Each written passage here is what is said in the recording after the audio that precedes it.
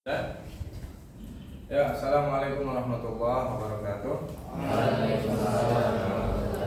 Alhamdulillahirabbil alamin. Allahumma shalli ala sayyidina Muhammad wa ala ali sayyidina Muhammad. Kita perhatikan bersama biar nanti tidak ada yang miss, itu tidak ada yang sesuatu yang tidak dipahami. Ini hanya meresum minggu lalu yang sudah kalian presentasikan.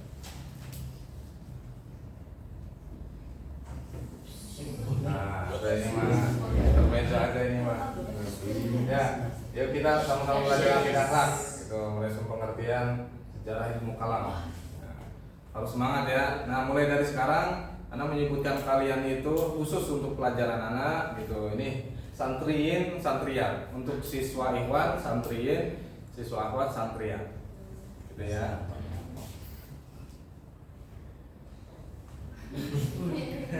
Nah ini yang akan kita bahas. Satu, pengertian ilmu kalam.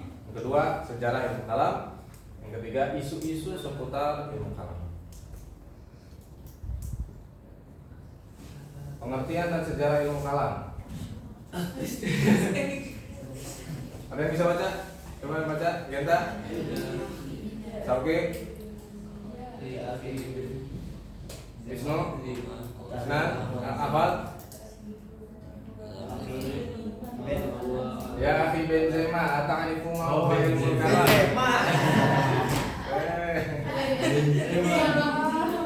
Bro Ben, ente tahu nggak apa itu ilmu kalam?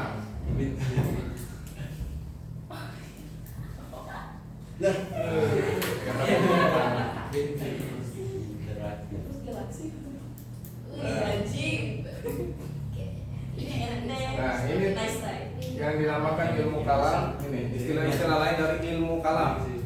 Pertama, al-fiqhu al-akbar. Ini fikih, sebut kata Imam Hanafi, fikih akbar, fikih yang besar. Fikih yang seputar ibadah itu artinya fikih asgor gitu. Fikih akbar itu ini kalam, ilmu tauhid, ilmu akidah, ilmu teologi, ilmu usuluddin. Kalau di kampus itu usuluddin. Nah, itu nama lain, ini sama aja gitu. Gak ada bedanya, cuma istilah aja. Nah, pengertiannya nanti akan di next, pengertian ilmu kalam.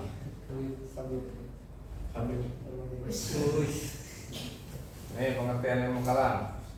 Secara harfiah, kalam adalah perkataan, firman, ucapan, pembicaraan. Nah, yang kedua, susunan kalimat yang mengandung makna. Yang ketiga, firman Allah. Nanti kaitannya kalam itu ketika kalian belajar ilmu nahwu itu beda lagi nanti. Kalian pernah belajar jurmiyah? Wisnu pasti pernah nih. Jurmiyah pernah? Coba di nahwu, di jurmiyah coba yang pertama. Hafal enggak? Hafal. Oh coba. Kalamu walafzumu kamu fidu biwatin. Nah, itu kalam, al-kalamu. Itu apa bedanya dengan ilmu akidah? Jelas beda. Satu kata, satu bunyinya sama, katanya sama, lafadznya sama, tapi beda nanti pemahamannya, pengertiannya, secara maknawinya. Kalau di nahwu al-kalamu wal lafzu al-murakabu al-mufidu bilwad. Nah, Anda nggak membahas ke sana, tapi hanya sekedar biar kalian tahu bedanya. Nah, secara istilahan, terminologi, ilmu kalami, ilmu yuqadaru ma'ahu ala isbatil aqaidi ad-diniyah wa raddi syubhat. Itu ilmu yang bisa dipelajari untuk menetapkan akidah agama dan menolak syubhat. Syubhat itu samar, menolak sesuatu yang samar. Nah, sedangkan menurut Ibnu Khaldun, disiplin ilmu yang mengandung berbagai argumentasi tentang akidah imani yang diperkuat dengan dalil-dalil rasional. Jadi bukan hanya taklid saja, kita harus tahu dalil secara rasional. Nah, ini kenangan di Mandalika. Nah, ini panjang ya, jadi nggak usah baca secara utuh karena kalian sudah kemarin sudah dipresentasikan. Intinya ketika zaman Sayyidina Nabi Muhammad itu akidahnya satu, makanya nanti korelasinya hubungannya kenapa kok Nabi itu di zaman Nabi itu nggak pernah dibicarakan Ahlussunnah wal Jamaah dan lain sebagainya gitu kan, karena memang akidahnya satu. Jadi kalau ada permasalahan itu tinggal nanya ke Nabi, beres, selesai. Nggak ada saling berdebat tentang akidah, nggak ada. Paling nanya permasalahan fikih, nanya permasalahan amalia, muamalah dan lain sebagainya. Itu. Ada yang bisa jawab nggak? Ada kenapa menampilkan ini? Ini bukan flexing ya, bukan flexing, tapi Anda ingin merepresentasikan masih ada kaitannya dengan akidah akhlak bab di semester ganjil ini. Coba ada yang bisa nggak? Ada yang bisa jawab? Ini ada sampai ada gambar burung segala. Hah? Ini sebetulnya sesuatu apa namanya? Nggak boleh karena Anda bukan bisa kalau asli ya, kalau asli. Ya ini mohon maaf Bu Airin nih kalau misalkan mohon maaf ini lukisan Bu Airin. Jadi bukan asli. Kalau asli Anda nggak boleh gitu kan. Ini hanya ingin mencontohkan saja, mencontohkan ke kalian. Itu coba ada yang bisa tebak kan? Apa representasi apa ini? Dari gambar. Hah? Coba. Isnan? Genta? Jadi, Kauki? Wisnu? Terus Sami kan? Lupa. Hah? Fardan itu Sami? Hah? Rasya. Ada yang bisa? Akhwat? Akhwat yang bisa nyebutin nama satu-satu. Lupa. Representasi bahwasannya fitrah manusia. Tahu fitrah? Fitrah itu naluri alami yang Allah ciptakan dari awal. Laki-laki itu untuk perempuan. Laki-laki bukan untuk laki-laki atau sebaliknya, perempuan bukan untuk perempuan. Paham dong sampai sini? Nah, kaitannya dengan bab berapa? 3. LGBTQ plus apa Q plus nanti ada tambahan lagi LGBT. Nah artinya ini nih, ya sebenarnya nggak tahu main, tapi intinya ini biasanya warna begini kan perempuan, ini laki-laki gitu. Intinya ini pasangan. Burung saja, hewan saja itu nggak ada laki nikah sama laki, ayam jago kawin sama ayam jago, gitu kan? Burung hewan saja dia tahu, memang nalurinya gitu, fitrahnya, instingnya memang laki-laki itu untuk perempuan berjodoh, bukan laki-laki berjodoh dengan laki-laki, perempuan dengan perempuan, bukan gitu. Oke, main dong. Nah, ini juga artinya Anda juga bukan seorang LGBT, Anda tertarik dengan lawan jenis dan memang itu sudah fitrahnya manusia.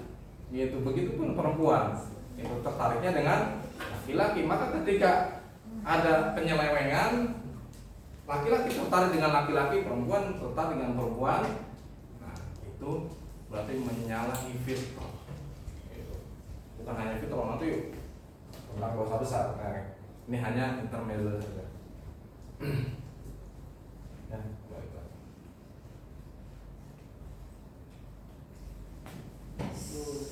Nah ini nanti kalian silakan baca aja. Anda nggak baca utuh ya, karena nanti kelamaan. Intinya di zaman Sayyidina di zaman Nabi Muhammad nggak ada akidah satu. Tapi ketika mulai zaman sahabat, itu terutama di akhir dari Sayyidina Utsman, pemerintahan Sayyidina Utsman baru dimulai gonjang-ganjing, terus ditambah ini lagi di zaman Sayyidina Ali.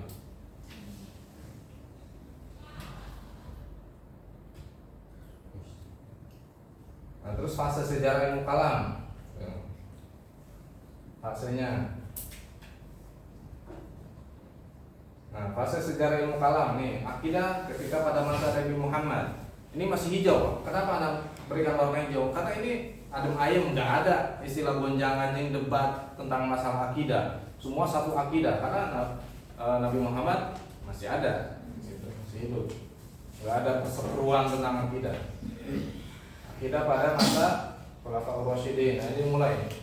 Ini ada tandai merah karena mulai di situ timbulnya gejolak itu tentang awalnya politik, tapi lama-kelamaan menjurusnya kepada akidah. Awalnya politik, siasah Islamiyah, gitu.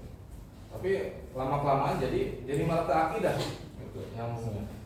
Nah, akidah pada masa Bani Umayyah, akidah pada masa Bani Abbasiyah, terus akidah setelah runtuhnya Bani Abbasiyah. Ini fasenya. Nah, baru ini di peristiwa tahkim itu adanya di zaman Khulafaur Rasyidin. Nah, emang apa peristiwa tahkim itu?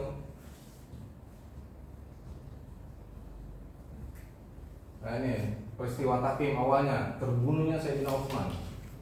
Nah ini luar biasa nih, ada orang Islam, Muslim itu yang teganya, bukan hanya tega, zalim membunuh sahabat. Ini sahabat mulia Sayyidina Utsman.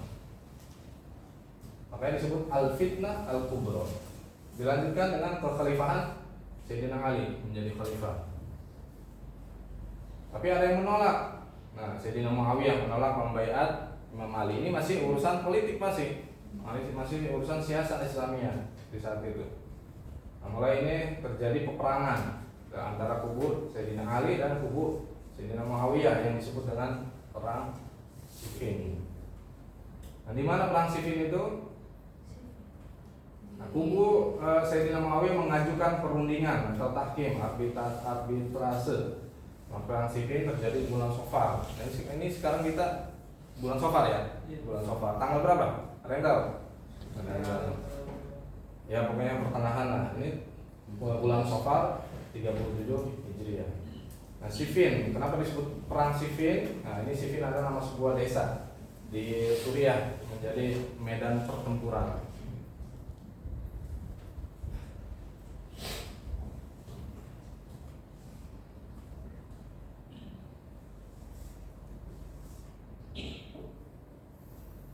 Nah, ini jadi di perang Siffin itu Sayyidina Ali hampir aja menang.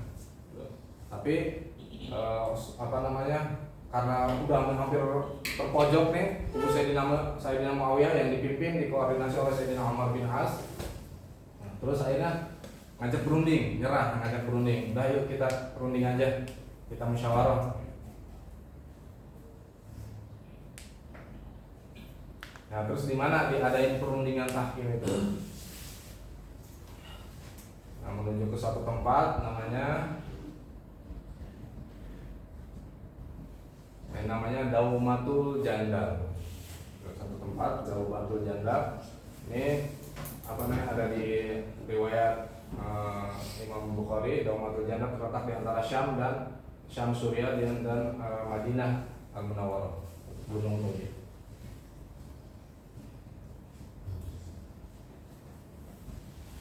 Terus berapa jumlah kubu Sayyidina Ali dan Sayyidina Muawiyah ketika terjadi perundingan dalam peristiwa tahkim? Ada satu riwayat 400 orang, satu riwayat 100. Nah, delegasinya dipimpin, dikoordinasi atau dikoordinatori oleh Sayyidina Abu Musa al-Asy'ari sebagai koordinator dari Sayyidina Ali. Sedangkan delegasi Sayyidina Muawiyah dipimpin oleh Sayyidina Umar bin As. Apa hasil perundingan tahkim tersebut?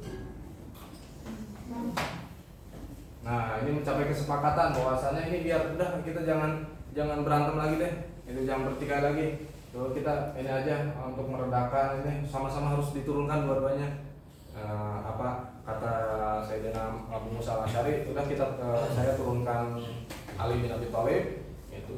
Ini kenapa anak nggak pakai Sayyidina? Karena ini kan kutipan langsung.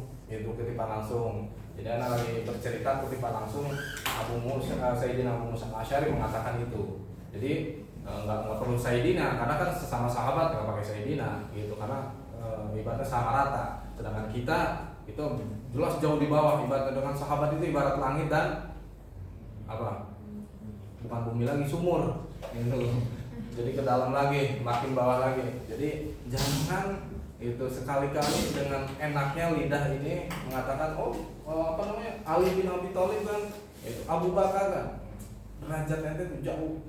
Bahkan keimanan Sayyidina Abu Bakar kalau ditimbang dengan seluruh manusia dari zaman Nabi Adam sampai yaumul kiamah, kecuali Nabi ya, ini kecuali Nabi dan Rasul, itu manusia biasa, keimanannya ditimbang. Keimanan zaman yang dari mulai Nabi Adam sampai hari kiamat ditimbang dengan keimanannya Sayyidina Abu Bakar, itu masih lebih berat keimanan Sayyidina Abu Bakar. Jadi mana pantas kita? Apalah artinya si Hendra gitu kan mengatakan menyebut nama sahabat Sayyidina Abu Bakar dengan Abu Bakar saja. Nah itu dari situ sisi adabnya luar biasa. Itu harus dipakai, harus diamalkan, itu harus diaplikasikan.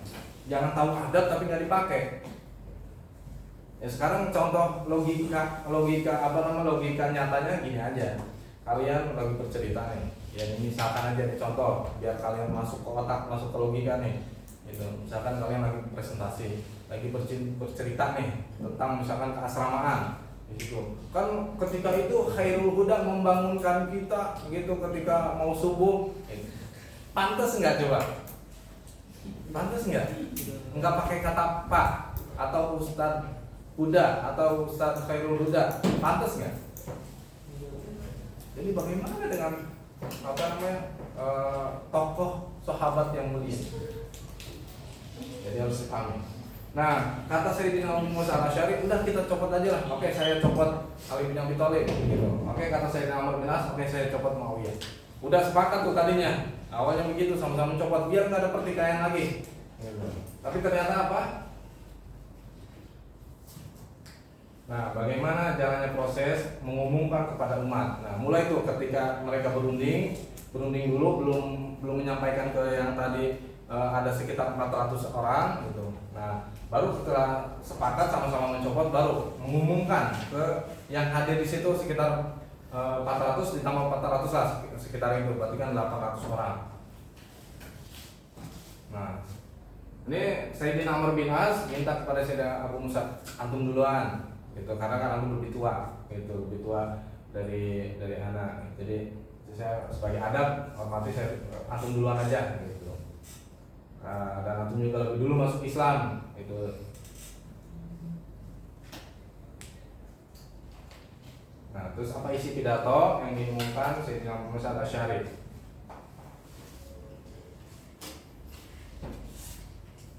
Nah, ini isi pidatonya. Karena nggak baca utuh ya, karena akan kepanjangan. Artinya ini Sayyidina Abu Musa al-Asy'ari sepakat gitu mencopot gitu Ali bin Abi Thalib. Nah, terus selanjutnya menyerahkan pada umat Islam untuk memilih khalifah yang mereka sukai lah. Itu yang mereka inginkan. Jadi ini pidato yang diumumkan di sekitar 800 orang yang hadir dari kubu Sayyidina Ali dan Sayyidina Muawiyah. Bahwasanya dicopotlah jabatan Sayyidina Ali. Nah, terus apa tentang berikutnya? Setelah selesai, terus Sayyidina Musa al-Asy'ari, terus giliran Sayyidina Amr bin As selaku koordinator delegasi Sayyidina Muawiyah. Apa isinya? Nah, ini isinya ternyata ini kita jangan bahasakan berkhianat, penipu dan lain, jangan sampai membahasakan seperti itu, karena ini sama-sama sahabat. Ya, nanti Anda jelaskan gitu, tentang masalah sikap kita bagaimana ketika mendengar, mengetahui adanya cerita seperti ini. Jadi ternyata Sayyidina Amr bin As ini menyalahi kesepakatan tadi yang harusnya semuanya dua-duanya dicopot, tapi ternyata apa? Menyalahi. Kata Sayyidina Amr bin As itu malah itu mengangkat Sayyidina Muawiyah untuk jadi khalifah. Yang harusnya tadi kesepakatan mencopot malah kok beda gitu dengan isi kesepakatan tadi. Nah, mulai inilah dari sini muncul gonjang-ganjing. Di situ ricu lah gitu. Wah, kok begini? Itu merasa nggak terima kubu Sayyidina Ali karena merasa dicurangi.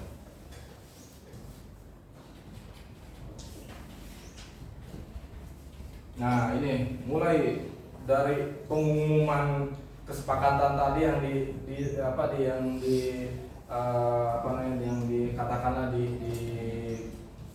bukan dicurangi ya, artinya Sayyidina Amr bin As ini menyalahi kesepakatan yang sudah disepakati berdua oleh Sayyidina Abu Musa. Nah, ini mulai terpecah, ada 3 faksi. Yang pertama, kelompok tetap setia kepada Sayyidina Ali, yang kemudian menjadi embrio kelompok Syiah. Yang kedua, pecahan kelompok Sayyidina Ali yang kemudian dengan sebutan Khawarij. Khawarij ini kenapa disebut khawarij? Dari kharij, yang keluar. Itu khawarij jamaknya dari kharij, yang keluar dari kubu Sayyidina Ali. Yang tadinya pengikut Sayyidina Ali jadi keluar. Itu karena merasa, aduh nggak terima nih kita, kok diem aja, dicurangi gitu kan, kata yang harus dicurangi, dihianati, tapi kok diem aja, nerima-nerima aja. Udahlah kita keluar aja deh. Gitu. Ini disebut khawarij. Terus yang ketiga kelompok yang mendukung Sayyidina Muawiyah bin Abu Sufyan. Inilah 3 pecahan ini jadinya.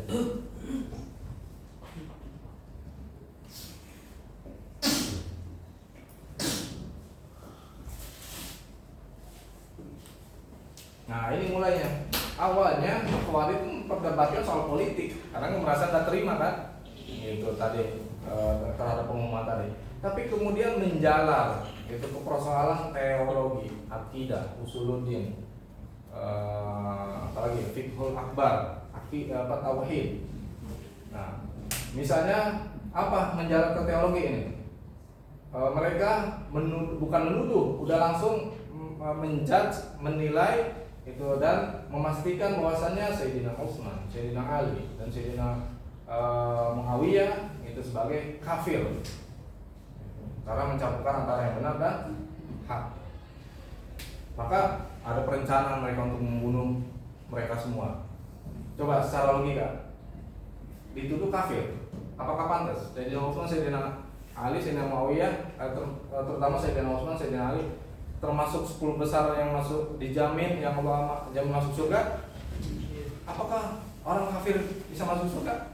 Nah, jadi kan kontradiksi. Nah, makanya ini nggak benar ini, gitu kan? Khawarij yang menuduh bukan menuduh lagi, udah langsung ini dicap, langsung dijudge, langsung dicap kafir. Sayyidina Utsman, Sayyidina Ali, Sayyidina Muawiyah dan lain sebagainya. Bahkan udah bunuh aja dah, gitu kata Khawarij ini. Nah, dari Khawarij itulah muncul cikal bakal Islam ekstrim lah katakanlah, yang tidak segan-segan membunuh sesama umat muslim. Banyak sejarahnya, nanti akan kita bahas.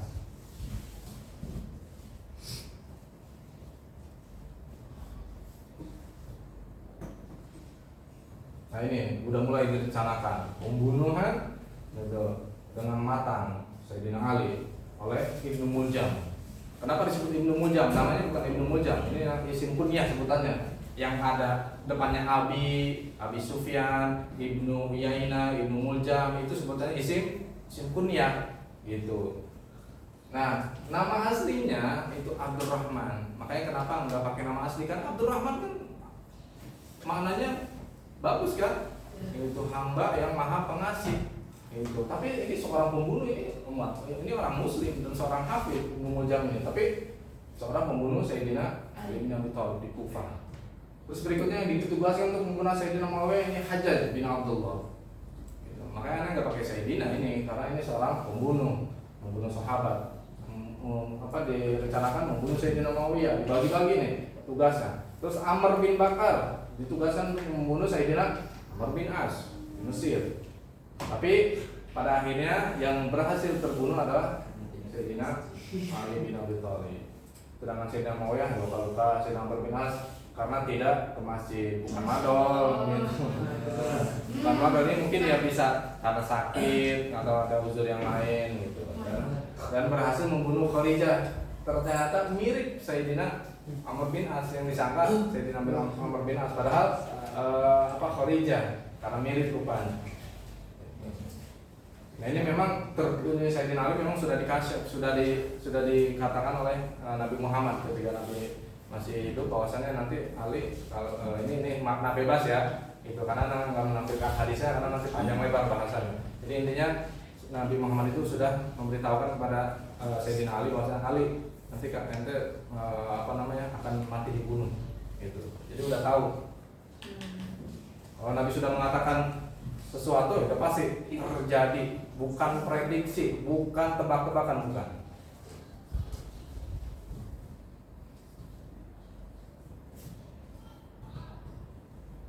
Nah, kita ngopi dulu. Stop.